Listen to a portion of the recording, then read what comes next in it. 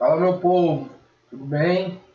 Comigo tá tudo muito bom, espero que com vocês também. Nós vamos iniciar hoje a nossa aula, né, dar continuidade ao nosso assunto sobre economia mundial. Eu só vim aqui na tela do YouTube para ver se ele libera aqui para mim. Quem for entrando, galera, já vai deixando aí sua frequência aí no chat, tá?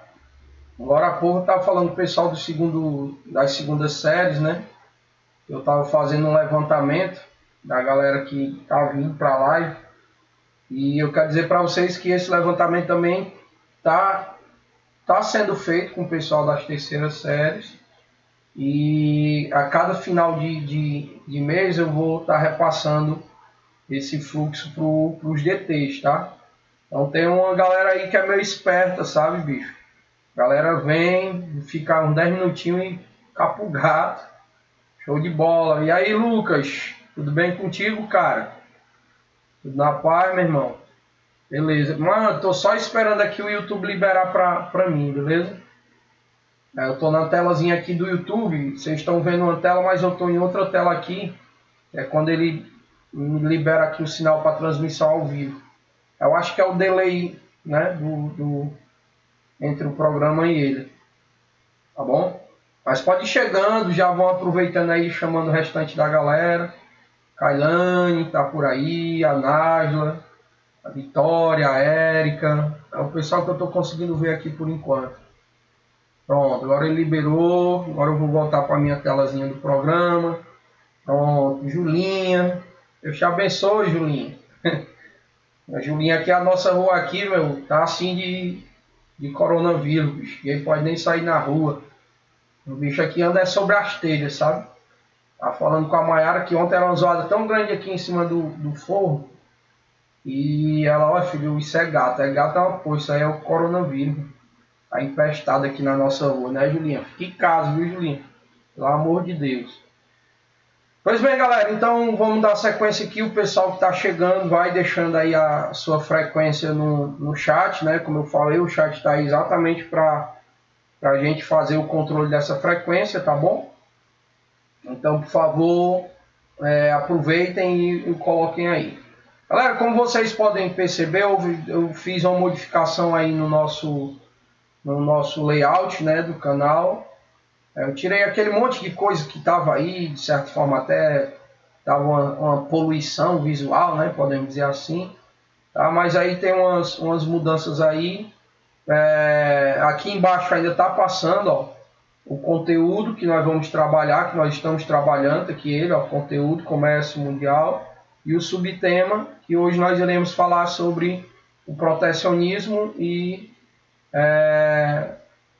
o liberalismo econômico, né? Nós vamos ver a diferença entre os dois. César, não bagunça o chat não, César. Tá?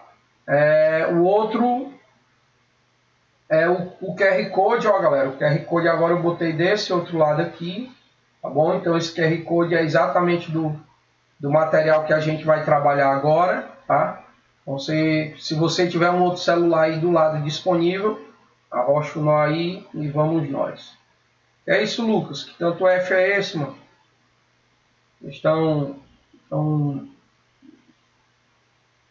É vírus, é? Pois bem, galera, vamos lá, eu vou fazer a transição aqui da tela para a gente poder começar o nosso conteúdo. Só uma coisa, ó. Tem uma mudança que foi até uma solicitação feita pelo próprio pessoal aqui dos terceiros anos, das terceiras séries, né? Que era a gente trabalhar com o esqueminha mesmo que eu fazia em sala de aula, né? Então, a partir de hoje a gente vai utilizar esse esqueminha mesmo, então aqueles recortes que a gente tinha lá, eu não vou fazer mais, até porque dava até mais trabalho mesmo, então eu fiz hoje num modelo diferente e eu espero que vocês gostem, tá? Vamos lá então.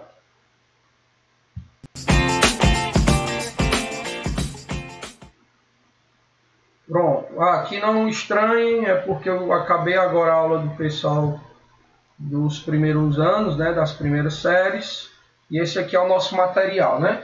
Então, como eu falava, galera, dessa vez eu mesmo preparei o esqueminha, né? Ficou até um pouco imprensado, mas eu acredito que está bem visível, né? À medida que a gente for fazendo a leitura, vocês vão conseguir perceber aí as informações. Ó. Então, como eu ia falando para vocês antes, deixa eu só procurar aqui o cursor, pronto, aqui, né? Nós tínhamos começado a falar sobre o comércio mundial. A gente viu que, principalmente pós Segunda Guerra, houve um crescimento substancial, né, desse comércio.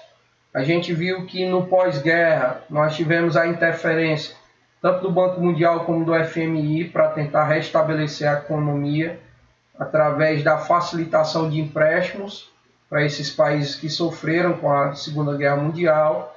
Depois a gente falou sobre a criação do GATT, né, que era o Acordo Geral sobre Tarifas e Comércio, que ele serve como um órgão fiscalizador do comércio a nível global. A gente viu que o GATT ele combatia principalmente essas práticas protecionistas, né, de comércio entre os países e tentava incentivar, né, o multilateralismo econômico, que era o estabelecimento comercial entre países de diferentes regiões do mundo. E aí a gente falou também que outros pontos vão favorecer também esse crescimento do comércio.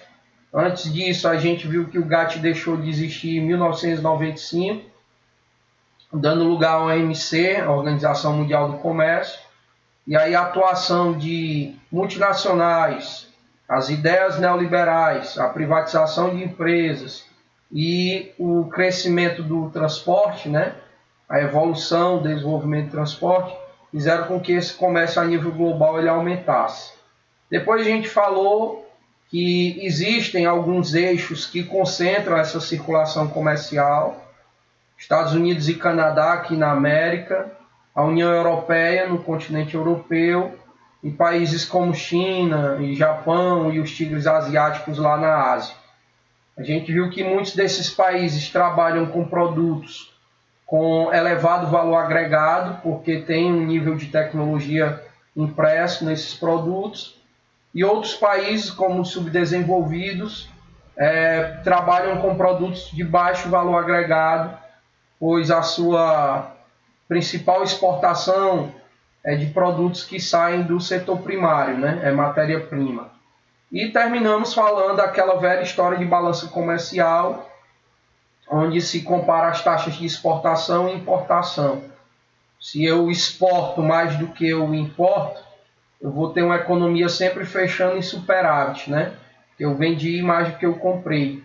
Agora, quando a importação é maior do que a exportação, aí eu terei déficits, porque eu vendi menos do que eu necessitei comprar, tá bom? E hoje, para a gente dar continuidade, nós vamos falar exatamente sobre esse livre comércio, que vai ser a pauta dos nossos assuntos daqui para frente, e o protecionismo econômico, né? Então ele deixa essa pergunta no ar: livre comércio ou protecionismo econômico? Tá? Então o primeiro ponto a destacar, tirei aí do livro, é que essas duas práticas são muito comuns, tá bom? Teoricamente nós temos países que adotam esse livre comércio, mas nós também temos países que adotam o protecionismo, mesmo não sendo aceito pela OMC, mas alguns países eles tendem a maquiar, né, essas tendências protecionistas para driblar a fiscalização da OMC. Então são duas práticas bem comuns no comércio mundial hoje. Essas práticas elas atendem a interesses e acirradas disputas comerciais, certo? E elas basicamente atendem a uma dupla questão, um duplo questionamento, né, podemos dizer assim. Então os países hoje, eles vivem em cima dessa gangorra, né? Se eu protejo o meu mercado da concorrência externa, ou se eu amplio a participação no comércio internacional por meio do aumento de suas exportações. Então entenda aqui o cenário, né? Como eu ia falando, nós temos duas práticas muito comuns utilizadas pelos países na atualidade.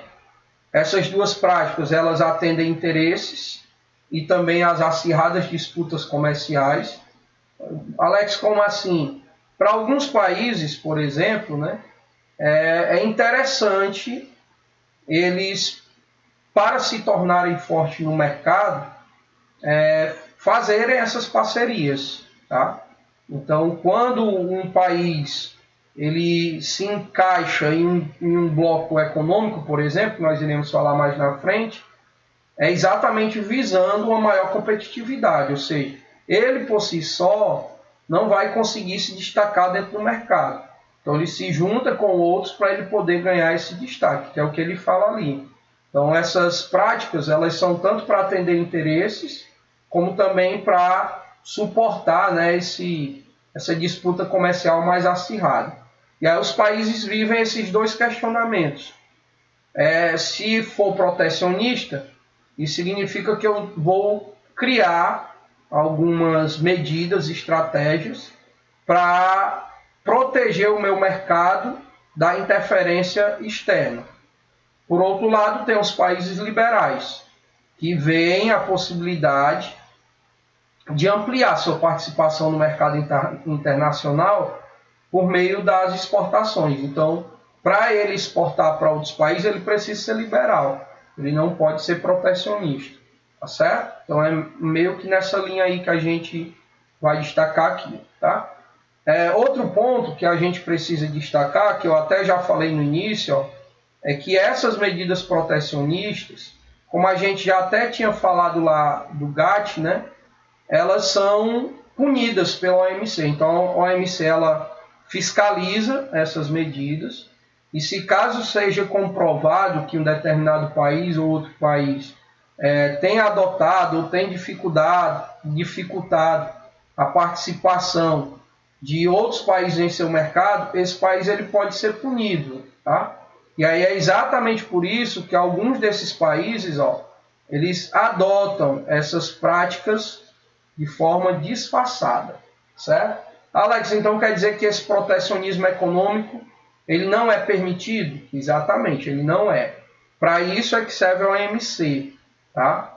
Porque a OMC ela fiscaliza e caso ela venha a comprovar que houve essa prática para favorecer um país e atrapalhar o outro comercialmente, esse país ele pode ser punido.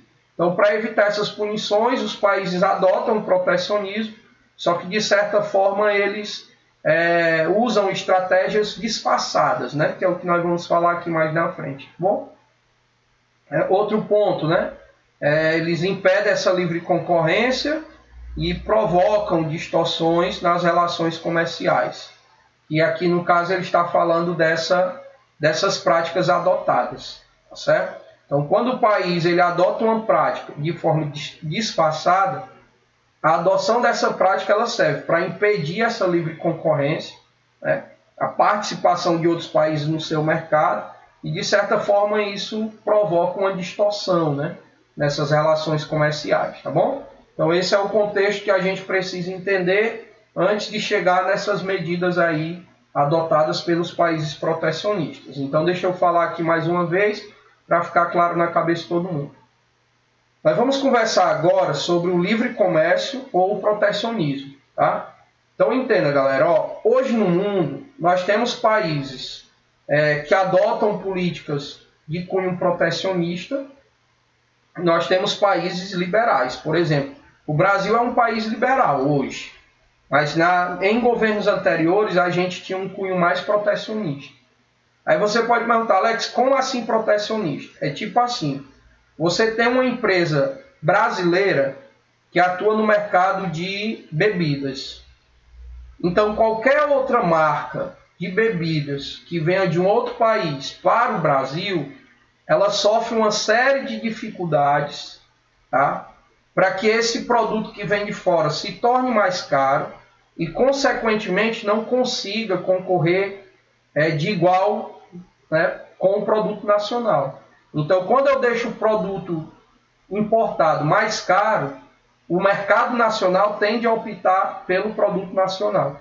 Então, é isso que a gente faz dentro do protecionismo. Já o livre comércio, não. Eu posso, na verdade, eu faço ao contrário. A política ela é de atrair produtos de outros países para que você possa diversificar, né, esses produtos dentro do país, né, dentro do Brasil, para que gere concorrência e aí os concorrentes é que se virem. Quem ofertar o melhor preço e o melhor produto ganha, independente que seja uma indústria brasileira ou seja uma indústria de fora, né? Internacional, multinacional, tá bom? Então é sobre isso que a gente está falando aqui. E aí eu ia dizendo para vocês, né, que os países eles adotam medidas disfarçadas, protecionistas, como uma forma de aumentar a participação do seu mercado, né, nacional, tá? Então, por que essas medidas são disfarçadas? Porque a OMC proíbe, né, ela fiscaliza, ela proíbe esse protecionismo econômico. E aí você pode até questionar, Alex, mas por que ela proíbe? Porque você já pensou nos Estados Unidos da vida? Se ele começar a se isolar do restante do mundo, ele acaba que atrapalhando vários outros países que dependem dos produtos americanos ou que dependem também da venda dos seus produtos para os Estados Unidos. Então, de certa forma, atrapalha, tá? Então, vamos ver quais são as 6 práticas protecionistas mais utilizadas por esses países, tá? Nós temos aí a primeira, que eu peguei até uns recortes aí do livro de vocês, tá? Que é a imposição de cotas, explico já já para vocês o que é isso. Uma segunda, que nós chamamos de dumping, o dumping econômico, tá bom? Uma terceira, que são os subsídios. Todas essas aqui são práticas. Uma quarta, que são as barreiras fitossanitárias. Explico já já também o que é. O 5, que são as barreiras administrativas. E uma sexta prática são as taxas de câmbio. Tá bom? Então são essas 6 práticas aí utilizadas por países que se caracterizam como práticas protecionistas, mas que acabam, de certa forma, enganando a OMC, né? Já que muitos países utilizam, mas que não deixam de ser práticas protecionistas. Então vamos começar pela primeira, a imposição de cotas. Aí eu fiz ali um resumo bem bacana para vocês entenderem. É quando um país ele limita a quantidade que pode ser importada de um determinado produto, tá? Então, como assim, ó? Um exemplo bem prático. Os Estados Unidos compram açúcar brasileiro. Só que os Estados Unidos também é produtor de açúcar. Então, qual a forma adotada pelos Estados Unidos de diminuir a participação do açúcar brasileiro em seu mercado? Já que o mercado americano também produz açúcar. E aí, dessa forma, ele visa ajudar mais o consumo do açúcar nacional do que o açúcar que vem de fora, no caso do Brasil. Então, para isso, ele limita uma quantidade. Ó, a gente compra o seu produto, porque ele não pode deixar de comprar, o OMC proíbe, né? Então, nós vamos comprar o seu produto, só que aqui nos Estados Unidos, apenas 25% do açúcar pode ser de fora. 75% é nacional, entende? Então, essa é uma imposição de cota, 25%. Então, o Brasil pode até vender o seu açúcar para os Estados Unidos. Portanto, que respeite esse limite, ele não pode ultrapassar. Alex, mas se por acaso ele ultrapassar, se comprarem mais, 30%, então em cima desses 5% é colocado uma taxa, certo? De impostos que vai deixar esse produto mais caro. Então, de certa forma, isso vai tornar o produto menos competitivo, que consequentemente vai fazer com que a população compre sempre o produto mais barato, certo? Então, a imposição de cota é exatamente isso. É você limitar a quantidade, né, que pode ser importada de um determinado produto. Okay? Então, no caso do açúcar brasileiro, ó, só 25% do açúcar consumido nos Estados Unidos pode vir de fora. Pronto, aí é uma taxa que você impõe, é uma cota que você impõe para, de certa forma, incentivar mais o açúcar nacional. Beleza? Se tiver dúvida, quando a gente fechar, você pergunta no Zap, tá? Se você já quiser até deixar a pergunta lá, que é um ponto que eu estava imaginando, viu, galera? para a gente não ter esses atrasos, você já pode deixar a sua perguntinha lá, que quando eu terminar aqui eu já chego e vejo a sua pergunta, então fica mais fácil de acertar também, né? Mas, é claro, se você não estiver assistindo pelo celular, senão você sair vai parar a aula, né? Bem, o segundo ponto é o que nós chamamos de dump, tá? O dump, galera, é quando você reduz significativamente o preço de um determinado produto ou serviço como uma tentativa de eliminar seu concorrente, tá? E conquistar mais mercado. Então, aqui vamos aqui comigo. Como seria o dump? Dump é assim, o açúcar, por exemplo, né? Aí vem o açúcar brasileiro e nós temos o açúcar americano. Aí o que é que os Estados Unidos faz? As empresas de açúcar nos Estados Unidos fazem. Ela reduz o valor do açúcar americano. Então vamos supor que o quilo do açúcar brasileiro custa lá $3 e o americano o cara baixa para $1. Então ninguém vai deixar de comprar um açúcar de $1 para comprar de $3. Então o que acontece? Desculpa, tá? O que acontece? Você tem um consumo maciço do produto nacional e o produto estrangeiro ele acaba tendo prejuízo, porque ele não vai ser vendido. Então dessa forma o Brasil diz assim, rapaz, ninguém vai mais vender para lá não, porque não está dando certo. Então esses 25% anteriormente que a gente falou vai ser ocupado por quem? Pelo produto nacional.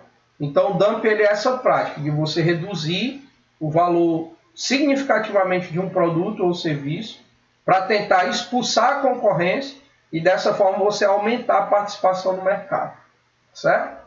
O terceiro são os subsídios. Galera, fica bem alerta para isso. Toda vez que vocês ouvirem falar em subsídios, você está falando da interferência direta ou indireta do governo sobre um determinado setor da economia, tá bom? Alex, como assim a interferência? Money, tá? Então, o produtor, vamos continuar pelo açúcar. O produtor de açúcar nos Estados Unidos, ele tem um incentivo gigantesco do governo americano para que esse produtor ele consiga aumentar bastante não só a produção, mas também a qualidade desse bem, tá? Com a ajuda do governo e, consequentemente, se manter firme no mercado. Entende? Então, isso é o subsídio, é o que ele colocou ali. Ela é a ajuda financeira do governo, direto ou indireto, tá?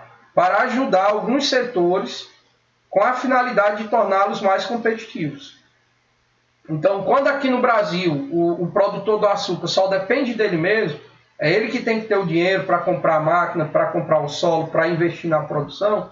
Nos Estados Unidos, o governo ajuda esse produtor com uma parte dos gastos para que ele possa sempre se manter firme no mercado. Então, toda vez que nós tivermos a ajuda financeira do Estado em um determinado setor da economia, nós falamos que esse produtor ele recebeu um subsídio. Tá? Foi essa ajuda vinda do governo. Tá bom? O quarto ponto, as barreiras fitossanitárias. Ele coloca ali, foi aplicado principalmente na agropecuária em relação às questões sanitárias. Então, o que acontece, galera? Quando um produto ele vai ser fornecido em um determinado país, a galera se preocupa muito com a origem desse produto. A carne de gado, a carne de frango, de porco. Então, esses países eles mandam fiscais para o país que ele está comprando essa carne. Esses caras vão lá nos frigoríficos, veem como é e onde é a criação desses animais, como que eles se alimentam, a questão do próprio ambiente, se é limpo, entendeu? A organização em si, para que eles evitem comprar carnes contaminadas, por exemplo, né? Ou seja, para pensar, o frango que tu compra aí na tua casa, você já teve a preocupação de ir lá na granja e ver como que é o tratamento desse frango antes dele chegar na tua mesa para você comer? Então lá fora os países se preocupam muito com isso, né? Por exemplo, o Brasil, vários países não compram frango brasileiro, alguns países não compram carne de porco do Brasil, porque alguns desses fiscais já vieram aqui nos principais frigoríficos que mandam essa carne para lá e conseguiram constatar algumas coisas que poderiam colocar em dúvida a qualidade dessa carne, tá certo? Então, para isso, nós chamamos de barreiras fitossanitárias, tá?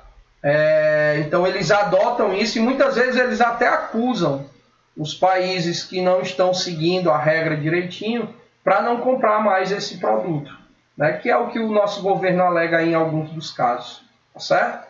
Então, é isso que nós chamamos de barreira fitossanitária, que é quando aquele produto ele pode causar algum dano à saúde de quem consome esse produto, beleza? As barreiras administrativas. Essas barreiras administrativas, elas seguem duas linhas, a ambiental e a social. Então, tem países que não compram produtos de um outro país que, por exemplo, desmata, né? Aqui no Brasil, por exemplo, aquelas queimadas na Amazônia colocaram um pouco em xeque o nosso comércio com outros países, porque esses países, eles não, como uma forma, né, de tentar reduzir, né, essa situação, eles não compram produtos de países poluidores, que têm um alto índice de desmatamento, né, então eles evitam comprar. Outra é a questão social, um bem comum, o trabalho infantil, o trabalho escravo. Então, quando uma marca X ela é denunciada, por exemplo, de uso de trabalho escravo, né, em regime de escravidão, ou uso de trabalho infantil, alguns países deixam de comprar essa marca como uma forma de protesto, de boicote, né, para que elas possam usar isso da forma certa e não explorando o trabalhador. Então, isso é o que nós chamamos de barreiras administrativas, né? E o sexto seria as taxas de câmbio, que é quando o próprio país desvaloriza a sua moeda, tá? Ela faz a moeda se desvalorizar para que ele possa incentivar o consumo nacional. Então imagina aí, ó, hoje no Brasil a gente tem o dólar a mais de R$ 5, né? O dólar aí a mais de R$ 5. Então quando você vai pensar em comprar um produto que vem dos Estados Unidos, você vai perceber que esse valor ele está muito alto para a tua realidade. Por quê? Porque a tua moeda ela custa muitas vezes menos do que o dólar. Entende? Então, o que um americano compra a $10, nós teríamos que desembolsar mais de R$ 50 para comprar o mesmo produto que esse cara compra em dólar. Entende? Então, essa é uma prática também adotada por alguns países de desvalorizar a sua moeda para incentivar o consumo do produto nacional. Entende? Então é assim que funciona. Tipo, se hoje você for numa loja virtual e olhar um tablet, por exemplo, da Multilaser e um tablet de uma marca americana, você vai ver que o valor é monstruosamente mais elevado. Então, quando o cara bota lá e diz, não, eu vou por enquanto ficar com o da Multilaser, que vai quebrar um galho, em termos de real está bem diante daquilo que eu estou pretendendo, tá certo?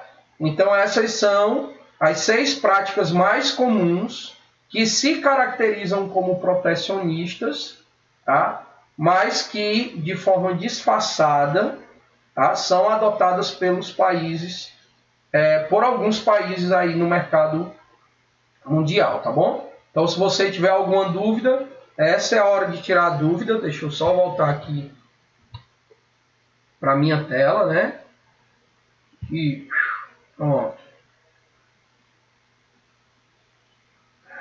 Beleza, galera. Vocês podem ficar à vontade.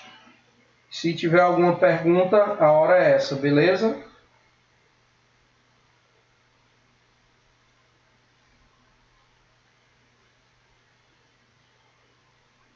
Só vim aqui para dar uma olhadinha de boas. Galera, não dispensa não. E aí, galera, alguma dúvida? Eu tô vendo aqui uma parada. Deixa eu mudar aqui a tela de novo. Gente do céu, não acredito.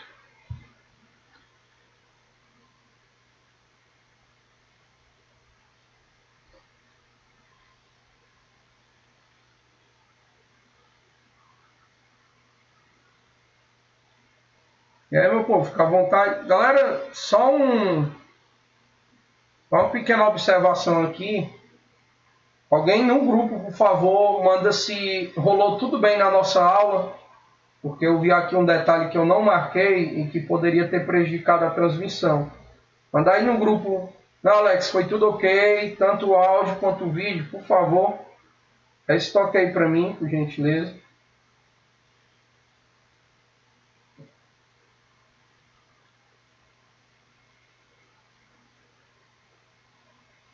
Gente,